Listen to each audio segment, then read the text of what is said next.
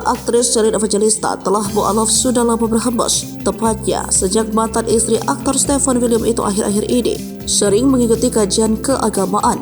Memang sebelum Gus Miftah pernah menjawab soal isu mualaf wanita 31 tahun itu tak mau menjawab secara gamblang. Gus Miftah beberapa waktu lalu hanya mengungkapkan jika Sherlyn bakal mendatangi pesantrennya. Gus Miftah hanya meminta publik menunggu kejutan dari ibu 4 anak tersebut. Namun sejak saat itu hingga hari ini tak ada bentuk kejutan yang dimaksud. Akan tetapi tanda-tanda Sherlyn sudah mualaf semakin terang. Salah satu bukti terbaru datang dari pengusaha kosmetik Sandi Purnamasari. Terkini Sherlyn sedang berada di Malang, Jawa Timur untuk keperluan pekerjaan. Sudah beberapa hari Sherlyn tinggal di kediaman Sandi. Selama bermalam di sana, Sherlyn bukan hanya ikut sahur dan puasa saja, melainkan selama Ramadan ini dia juga ikut melaksanakan ibadah salat fardu layaknya umat muslim. Dalam storiesnya tampak Sandi menunjukkan isi chat WA-nya dengan sang ibu.